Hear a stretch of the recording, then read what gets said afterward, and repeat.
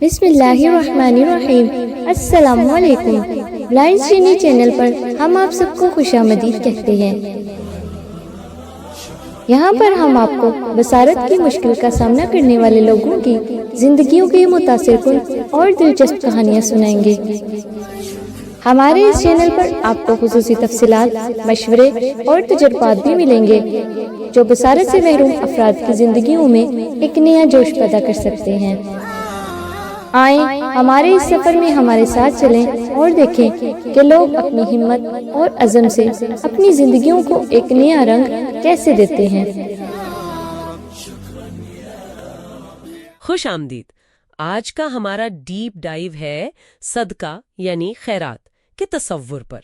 हमारे पास ज़राए में एक सऊदी नौजवान का बड़ा दिलचस्प किस्सा है और सदके के फ़वाइद की एक तफसीली फहरिस्त भी है। तो आज हम यही समझने की कोशिश करेंगे कि ये अमल जिंदगियों पर कैसे असर डालता है। बिल्कुल।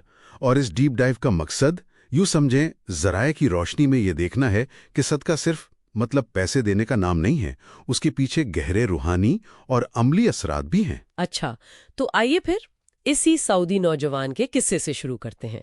ज़राए बताते हैं कि वो अपनी तनख्वाह के बावजूद काफ़ी माली मुश्किलात में था। कर्ज बहुत था, जिंदगी काफ़ी मुश्किल थी। जी, और दिलचस्प बात यह है कि उसके एक दोस्त ने उसे मशवरा दिया। कहा कि भाई अपनी आमदनी से थोड़ा सा हिस्सा, चाहे बिल्कुल थोड़ा हो, सदके के लिए निकालो।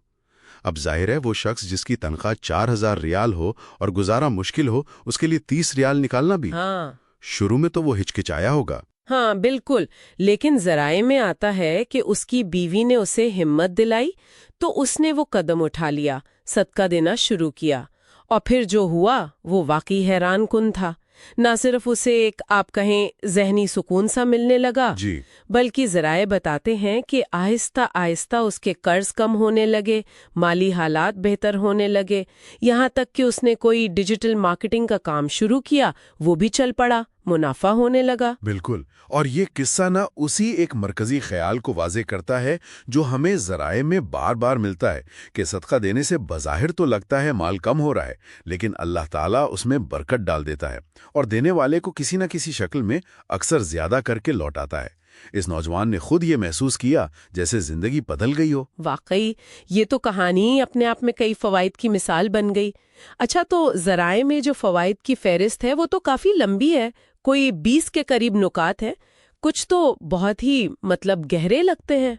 जी हाँ, बिल्कुल। और ये फवायद सिर्फ आखिरत के लिए नहीं है, दुनियावी जिंदगी पर भी असरात हैं। चंद अहम नुकात अगर देखें तो ज़राए बताते हैं कि सदका अल्लाह के गज़ब को ठंडा करता है और कब्र की गर्मी या कहें सख्ती उससे बचाता है। अच्छा, इसी तरह ये क़यामत के दिन साया फराहम करेगा, एक तरह का तहफ़्फ़ुज़। यानी ये रूहानी तहफ़्फ़ुज़ का पहलू हो गया। और दुनियावी जिंदगी के हवाले से क्या नुकात मिलते हैं ज़राए में? दुनियावी हवाले से भी बहुत अहम बातें हैं। मसलन ज़राए कहते हैं कि सदका जो है वो आफात व मसाइब को टालता है। यहाँ तक कि एक जगह जिक्र है कि ये बुराई के 70 दरवाजे बंद कर देता है। 70 दरवाजे? ये तो बहुत बड़ी बात है। जी, और ये भी कि इससे उम्र और माल में इजाफा होता है, रिस्क में वसअत आती है। कुछ रिवायात में तो इसे बीमारियों का इलाज तक कहा गया है। और एक ख्याल जो आम तौर पर होता है कि सदका शायद सिर्फ अमीरों के लिए है, ज़राए इस बारे में क्या कहते हैं? नहीं, बिल्कुल नहीं। ज़राए इस बात पर बहुत जोर देते हैं कि ये अमल हर एक के लिए है, अपनी अपनी इस्तिताअत के मुताबिक। यहाँ तक कि एक तालिब इल्म जो खुद इल्म हासिल कर रहा है, उसे भी तरगीब दी गई है कि वो थोड़ा ही सही लेकिन कुछ न कुछ हिस्सा ज़रूर निकाले। असल चीज़ वो नीयत है, सखावत का जज्बा है, अल्लाह की मखलूक से हमदर्दी है। मिक़दार से ज़्यादा इस जज्बे की अहमियत है।